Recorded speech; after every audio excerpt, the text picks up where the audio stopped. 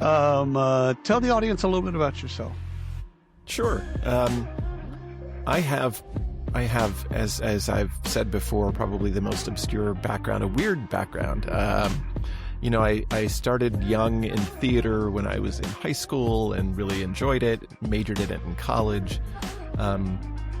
Then I actually entered the Jesuit seminary after I finished my MFA in acting, and so studied to be a Jesuit priest for 7 years. Yeah.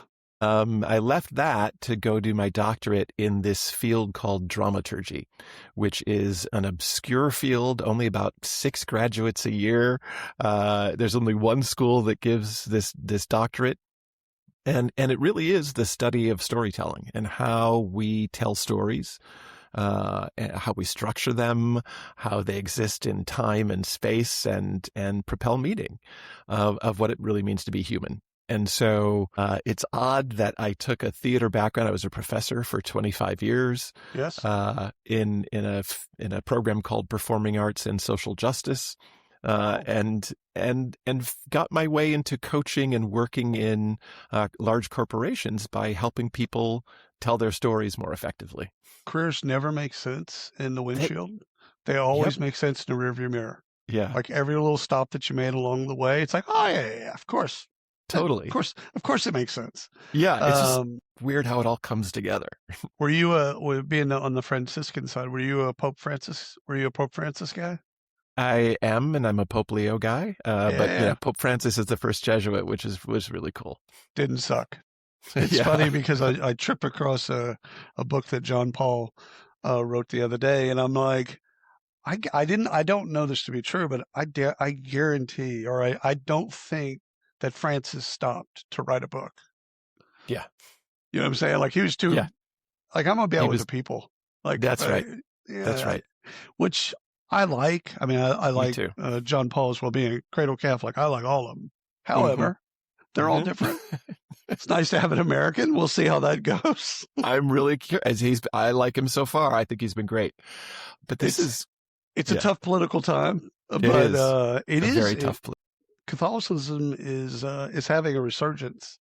My wife works at our church and she does adult ministry, so she's bringing in returning Catholics or new Catholics, and it's insane. Like it is. It's crazy. I was at a Jesuit university for 25 years, and so okay. Which one were you at? University of San Francisco. Yeah, of course. USF, the Dons, and before that, I also taught at Santa Clara University. And so, one of my favorites. Good. If anyone listening or watching has never been to Santa Clara University, go. It's a beautiful campus. Just go. Just go and be on campus and just walk the campus, and it is fascinating. It is. It's so beautiful. My son did a summer program out there for engineering. Oh, very cool. Okay. Yeah, nice. Yeah, USF is also beautiful in a very different way. Where is it downtown? No, it's in the middle of the city near the Haight-Ashbury, up high on a hill, up on a hilltop that's gorgeous, with this beautiful church that sort of centers it. You can see from everywhere. Right. It's really, really cool. So a beautiful campus too. I'll Urban. Stop down. Yeah. But that doesn't bother me. I last time I was in San Francisco, just a couple of weeks ago, we made it where the fort is on the other side on the bridge where Marin is. Fort Mason. Fort Mason. Yeah. Gotcha. They've got a resort over there. Oh, and so Cavallo. Yeah, Cavallo Ranch. Something like that. Yeah. So I didn't even get into the city. I could see the bridge. Yeah. So there's the bridge going into the city. I'm like, there's the city, but I didn't get in. It's the only time I've been in San Francisco and not gotten into the city. Oh, that's fascinating. That's interesting. It's beautiful out there though. I love it. The only thing is cost of living for me, because I grew up in Texas. I live in Texas. And so that's the only thing.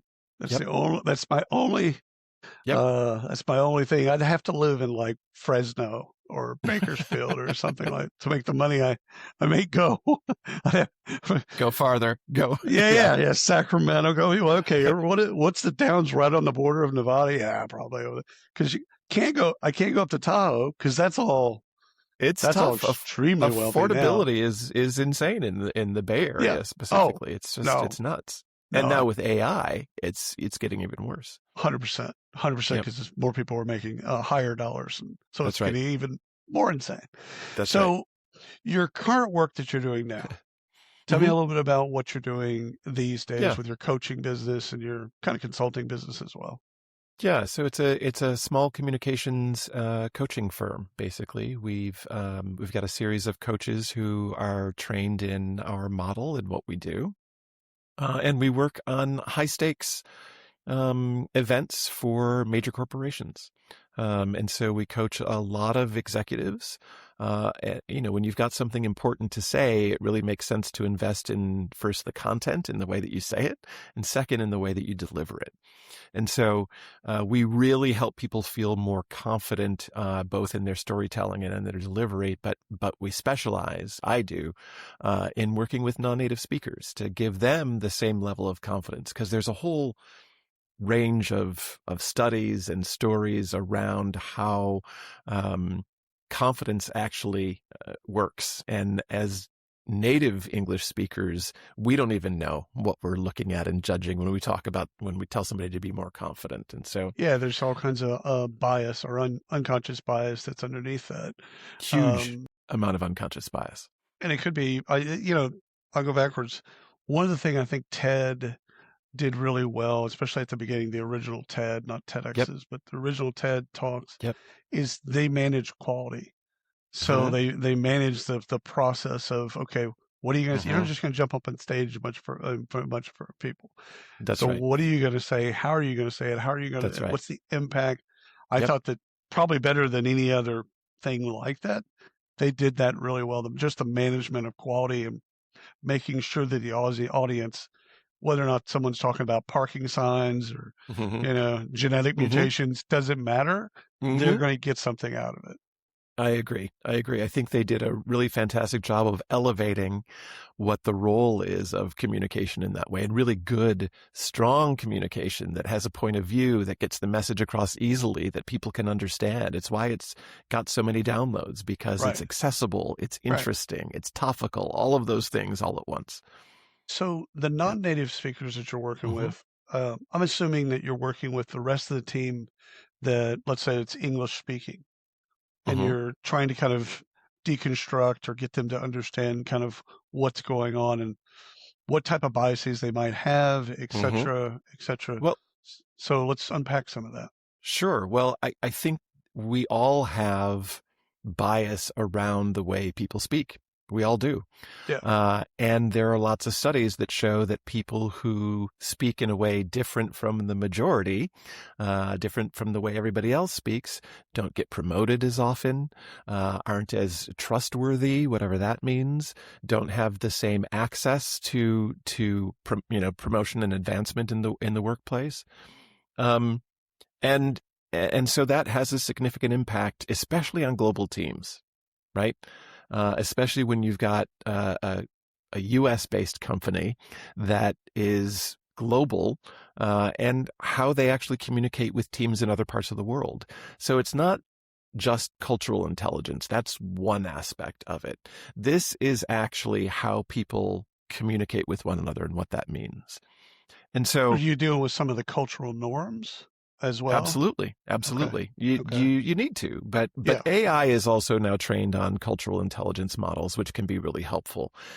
What I think is important to recognize that is we've always put the burden onto the non-native speaker. Right. Shifted And it to them. It's like, you don't know English. It's obviously your fault.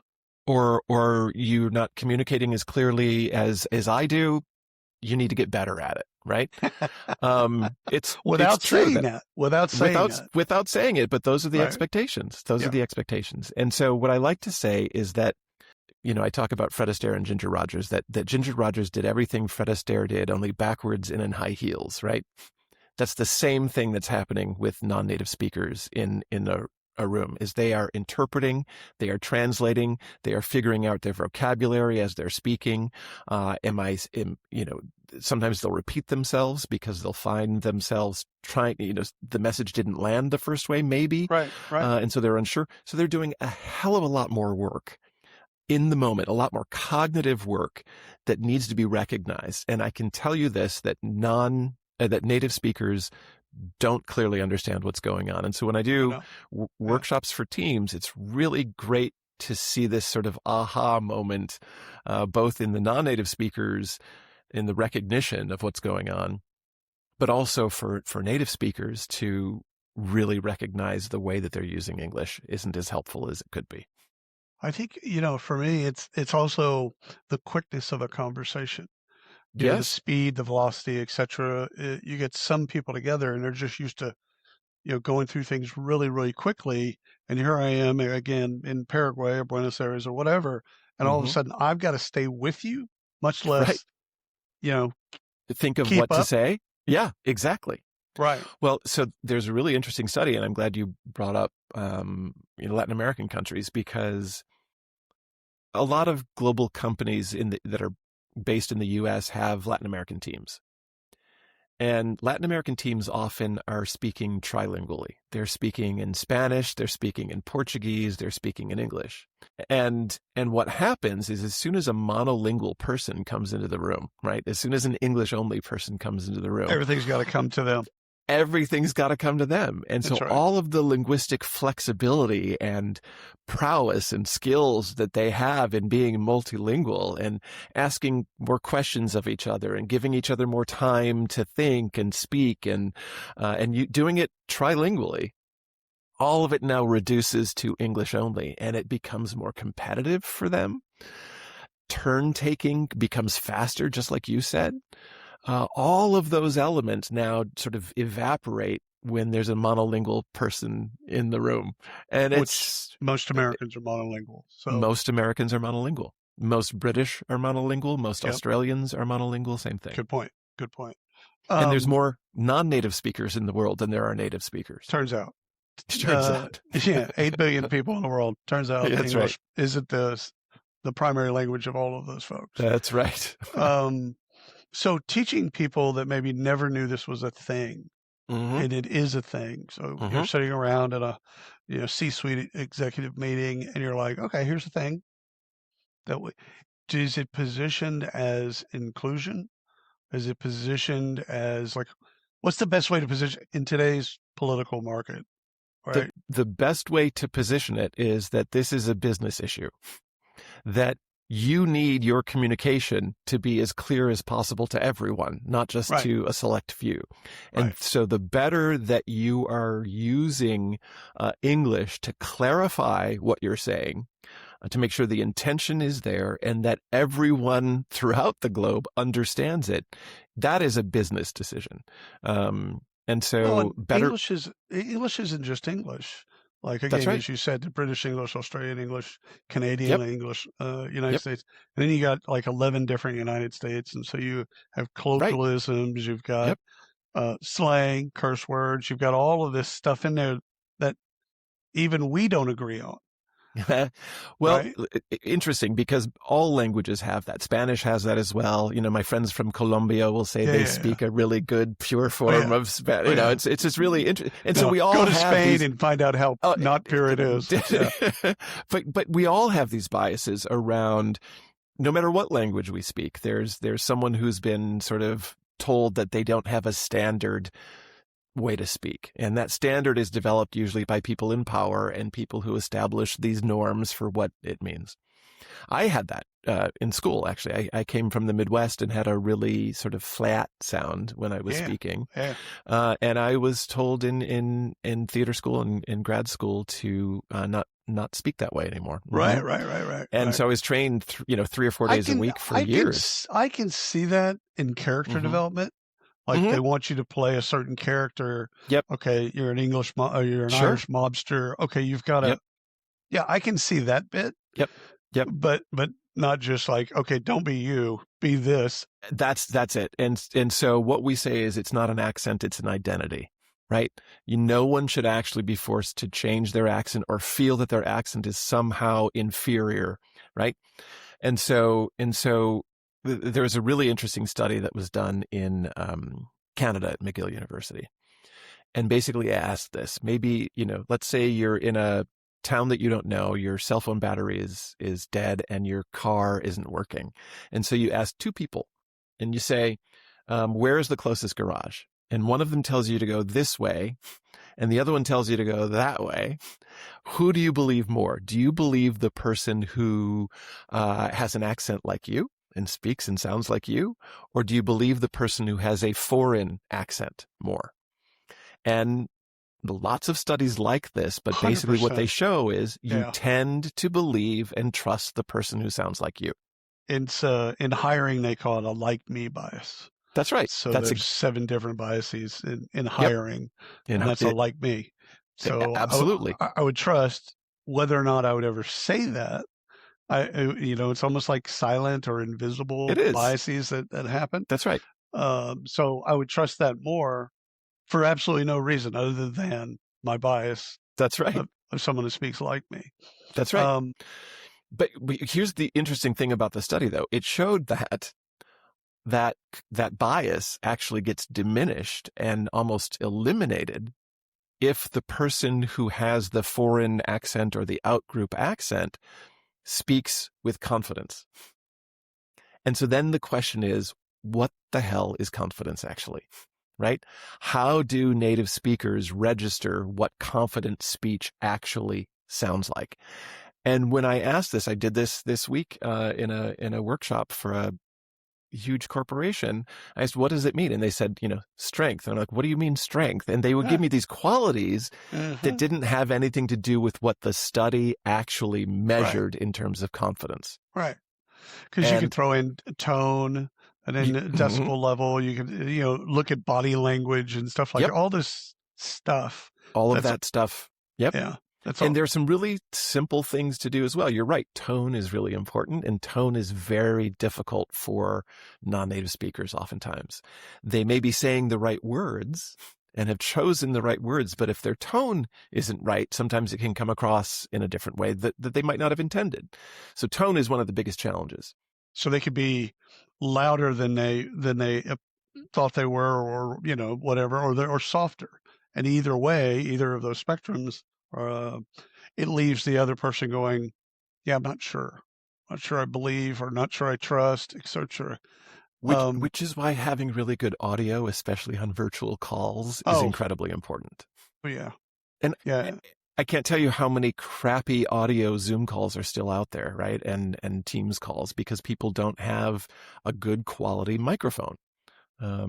And it changes everything subconsciously, right? Let the tech do the work in the background. If you sound good, people will assume more things about you because of the clarity of your audio. Yeah. And again, I like the way you positioned it as a business. This is a business initiative, a business problem, a business objective. It's if you say you're a global company, great, fantastic, then prove it. That's right. And here's some of the things that we as Americans, we just have these biases. It's no big deal. Like, to act like we don't have them, okay, that's kind of a big deal. It's once someone makes you aware of, okay, this happens. Yep. It happens to all of us. It's okay. But here, let's go and rewire these things. How do we get executives? And again, executives, it's a tough group.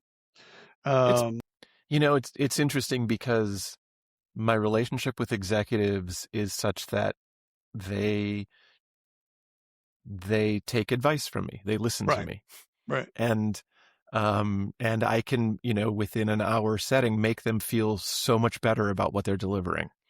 And so it's nice because I work with executives and then their teams. And once I work with their teams and they know that I'm working with the executive, oftentimes they take the work seriously, and because it does matter. Yeah. But let me give you some, if I can, give you some examples of things that most native speakers don't realize that they're doing. You've talked about, sports metaphor, right? We do it. U.S. people tend to do it constantly in the way that we add. It drives non-native speakers, people who are not from the U.S., up the wall, because it's so you just need to get a base hit. Just get a base hit. Right. It's a real Hail Mary. I'm telling you, we're batting 1,000. I don't want a Monday morning quarterback. Indians. Great. Right. Great. So, but here's one thing that I like to do. Sometimes I'll talk about what are called phrasal verbs. And I guarantee you somebody who's a non-native speaker in the room will say, oh, phrasal verbs, I learned them, they're the worst. And every single American or a US speaker or native English speaker has no clue what a phrasal verb is. So let me explain, because I think it's really great. This is what it is. A phrasal verb is a verb that adds a preposition to it, usually, sometimes another adverb, and it changes the meaning of what that verb was initially. So there's a great comic in the 80s named Yakov Smirnoff. He was actually Ukrainian. And he would say, English is such a strange language. Let's say you have a tree, and first you chop it down, and then you chop it up. Right? You chop it down, and then you chop it up into smaller pieces. And so it makes no sense. That's what a phrasal verb is. Let me give you an example. Take. The word take. I take, you take. Really easy. But if I say take off, take up, take over, take down, take apart, take a part in, Right. meaning to participate in, all of those have completely different meanings. Even worse, let's just take off. I can say she took off her sweater, so she removed it, right? The plane took off at noon. The doctor took me off antibiotics. Take off. I told him to take off. Yeah. Get out of here. Take a hike. What? Yeah, they took off 20% from the price. All of those mean completely different things. And so non-native speakers have to sit there and interpret in context all of the meanings for all of those. And there are 5,000 of them in our speech that we use every single day and are oblivious to, which is why AI can help. So let's say you're doing a talk to a global audience. We have a prompt that's a global English prompt that removes phrasal verbs and replaces them with stronger verbs. Instead of take off, soar. Instead of take 20%, reduce it by 20%.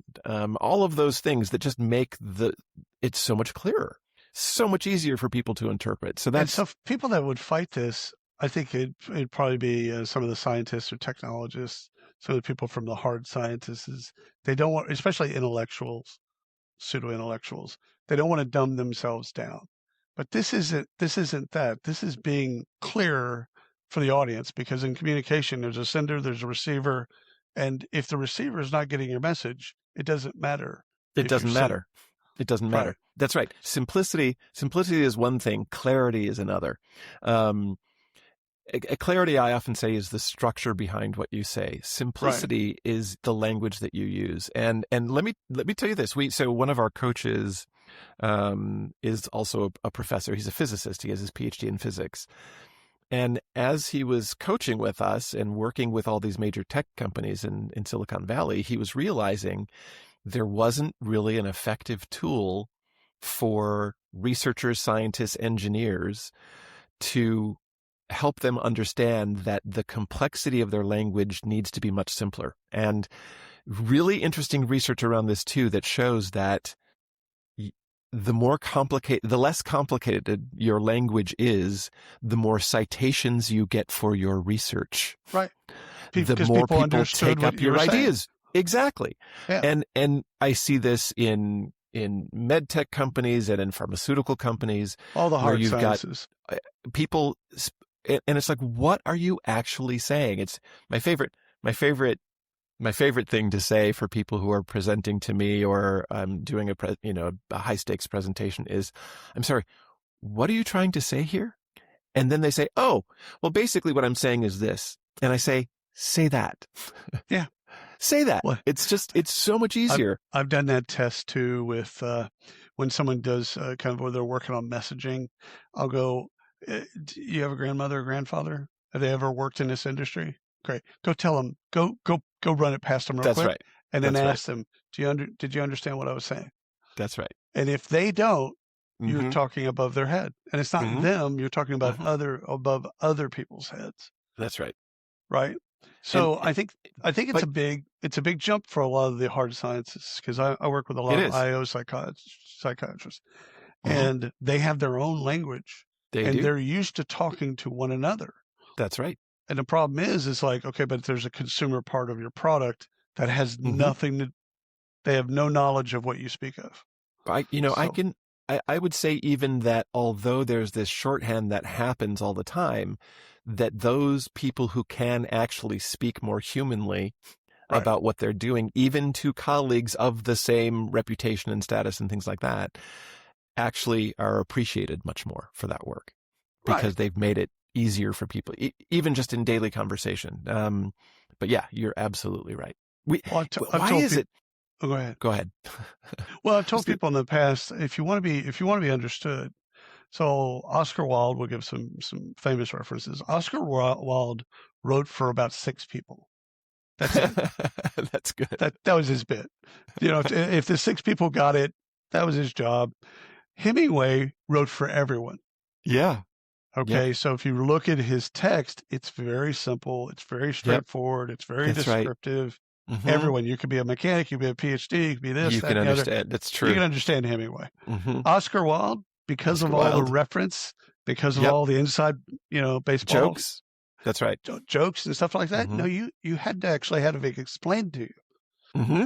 That's because right. you weren't one of the 6 people he was writing for. That's right. So don't be And Oscar the register Wilde. at which he wrote. In this and the, particular, Yeah. oh my God, in the Yep. register, oh, that's an altogether different thing. But Yep. like when talking to people about communicating to others, don't be Oscar Wilde.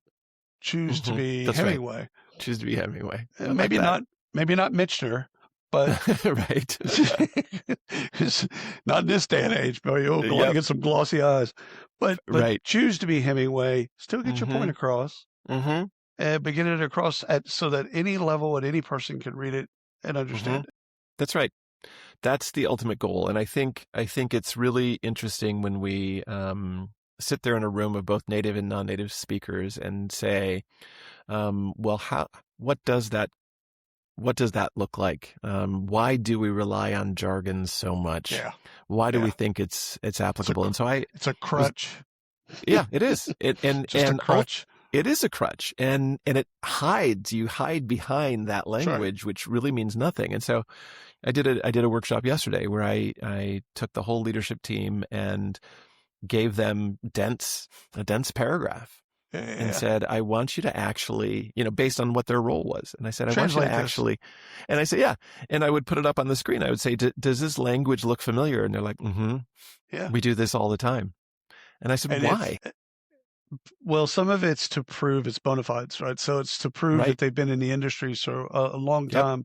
So They're there's part some of the club. The part of the club. There's some anthropology and archaeology going on. They've got history, etc. That's right. And none of it means anything.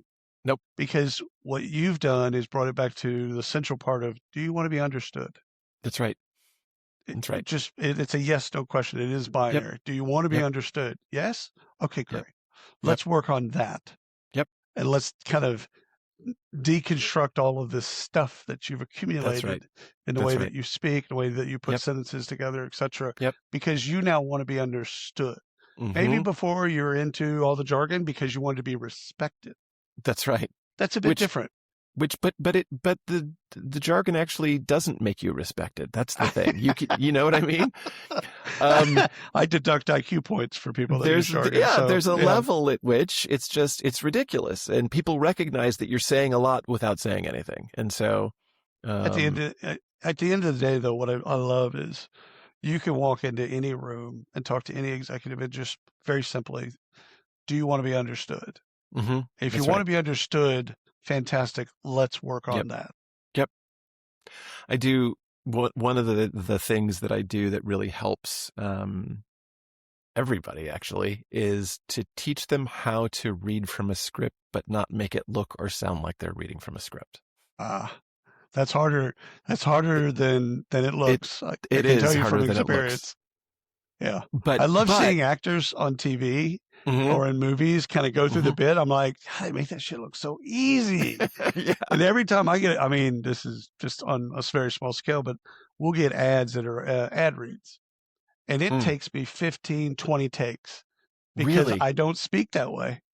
Right.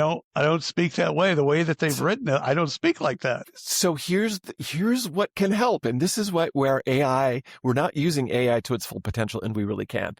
So one of the things we do is you create a voice print for yourself, a DNA voice print, which is you've got how many hours of the way that you actually sound, right? Hundreds and hundreds of hours of that. You upload those transcripts, because I'm sure you've got transcripts for everything as well. And you have AI analyze the way that you speak, what you speak about, your syntax and structure, favorite phrases that you use, all of those things, your timing, how fast you speak, all of that. And then you can ask it to generate a script that actually sounds like you. Here's what they sent me. Here's how I would approach that. That's exactly right. And then you deliver that, and all of a sudden that conversational quality that feels like you. This is the issue with executives. Oftentimes they get things that they have to say that they stumble over because it's not the way they would say it. And so that's part of my job, is to helping them reframe it and rephrase it in a way that feels more comfortable for them, so they can feel more confident. Well, this is off topic, but I could see this actually helping in marriage counseling. Because it's the telephone game, right? It's the telephone. That's so funny. Well, so you recognize this, that when you come home from a long day at work or whatever, and you're exhausted, or your partner says something and you try to solve it for them in the moment. It's like, I don't want you to solve it. I just want you to empathize with it. I just want you to listen. I just wanted to communicate. Yeah. This is what I was doing. I was communicating. And you're in problem solving mode because you just went through an hour commute, and you want to kind of get to the thing so you can move on to the next thing. And again, communication, it's one of those things. It's one of the pillars of a good relationship. It is. A working relationship or private or personal relationship. You got to be able to communicate. You do. What's funny is that my partner and I have a shorthand now where he'll say, "Do you want to be helped, hugged, or heard?" Oh, that's genius. And I'll say, "I just want to be combo? heard." And then I want a combo. Got a combo? Exactly. Yeah, that's right. Yeah, I would love a combo. But it's so funny because when I say, "I just want to be heard," and then I'll complain about something, and he'll say, "Oh, that sounds really difficult." Yeah. I'm like, damn it. But you know what? First of all, for you to know that so it's both sides, right? Yeah. For the person to actually ask, "Hey, listen, I can handle this a number of different ways. What's the best way for you?" Then for you to be able to articulate that, That's right. It takes both of you recognizing, okay, we both have a responsibility to know what we need. Did you need a hug? Right. But you said, I want to be heard. Yep. There's a responsibility there. And I think that translates into, for the executives, you want to be understood. Here's the other thing is that, let's say a new exec comes in, and there's a team that's never worked with this exec before. Right. Like, how do you know how they like to be communicated with? And I'm not talking about personality profiles. I'm not talking about all those things. I'm talking about the nuts and bolts of how they like to be communicated with. And so one of the things we do is I'll do a half an hour questionnaire with them. It's 20 questions. Right. And it's like, how far in advance do you want to pre-read? Do you want to pre-read? What should be in the pre-read? Do you like more context, or do you like the recommendation up front? Tactical, specific. And I'm telling you, and then I generate this profile for the team, and everyone's like, oh my God, I wish I had this when we first started working with you, because now we know. And so it's an incredible tool that we developed that people love, because again, there's a self-awareness there. That's true. That executive has to know what they want. Like, I worked with a guy 100 years ago. He you couldn't put a meeting on his calendar unless there was an agenda and a desired outcome from the agenda. Right. And so I learned from that, like, that's how he likes his meetings. 30-minute meeting. That's right. Let's just go through a 3-point agenda. But what do you want from this? That's right. Meeting? That's right. And again, it's that self-awareness. Yep. Being self-aware of what you want. And it's funny because sometimes when I go through the questions, you can tell they're like, oh, that would be good if I chose that answer. It's like, no. I want you to choose the one that actually describes you, not the one you want to be. Yeah. But the one that describes you. You're not picking out a personality array of other people. That's right. It's who you are and how you like the communications. That's right. I grew up in Texas, but I spent some time in the South, went to the University of Alabama for undergrad.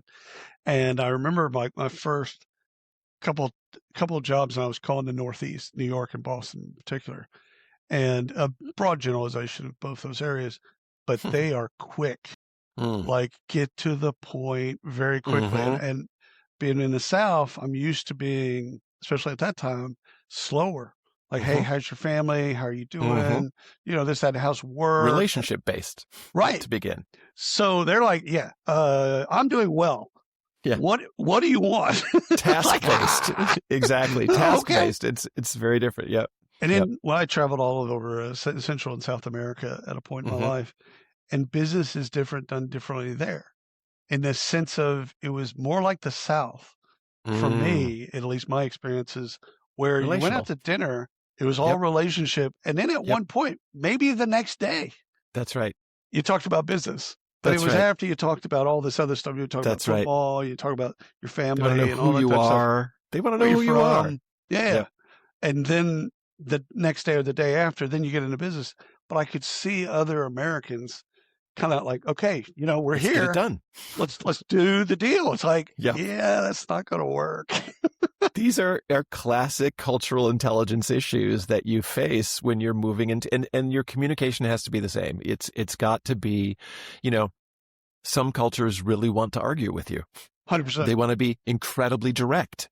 And that's how arguing they're learning, actually shows exactly shows a respect because they're grappling with your issues and you're grappling with theirs, and it's a really healthy thing. And in other cultures, you would never do that. Right. And so the first time I went to Tokyo, I had a consultant here in Fort Worth who knew Japanese culture really well. So I sat down with her for a week, and she goes, "Okay, here's some do's and don'ts." So you're not going to learn it all, and you're going to make mistakes, and it's okay. But here's some things to avoid. Here's some things to not avoid, etc. Basic stuff. And I think that like just having that playbook of when you're in Dubai, here are the rules. When you're in a certain place, but you're talking about an American business that has English as its language, and how do you bring in all this other talent and really, really effectively motivate help them be you want them to perform, you want their performance to be better. That's right. How do you then become more understood? Well, it's also, let me just also make the business claim one more time, because what's happening now is that all of investor relations people and investors in businesses, they listen to the quarterly earnings reports and all of the things that an executive is saying, the CFOs, the CEOs, everybody, and they put them through AI. And they analyze the language choice that they use now versus what they've used in the past. Right. And then they listen to the tone of voice to see how confident they are. And so this becomes actually a really important dynamic in how those businesses are presenting themselves. Now, they can't always do it with non-native English speech as well, which is another advantage that non-native English speakers, if they're an executive, might have in terms of AI. But I don't know when AI is going to crack that code. It'll be really interesting to see. Well, we could talk forever. I absolutely love what you're doing and how you're helping people. How can people find you? So on LinkedIn, Peter Novak, and Strictly Speaking Group is the name of my company. Strictly Speaking. All right. Yep. Strictly Speaking Group. And so our website is there, and connect with me on LinkedIn. It's a great way to get to know folks and to put more information out there and really help connect and try to make a difference for folks' lives. Well, you are making a difference, because again, thank you. It gets back to that. Do you want to be misunderstood, or do you want to be understood? If you want to be understood, we can get you there. It's going to take some change. It's going to take some awareness and some other types of things, but we can get you there. It works. You just got to want it. That's right. You got to want it. If you don't want it, let's not start. Peter, this has been wonderful. Thank you so much for your time. Know you're Really busy. appreciate your time. Thank you so much, William. It's great to meet you and see you and to learn more about you too.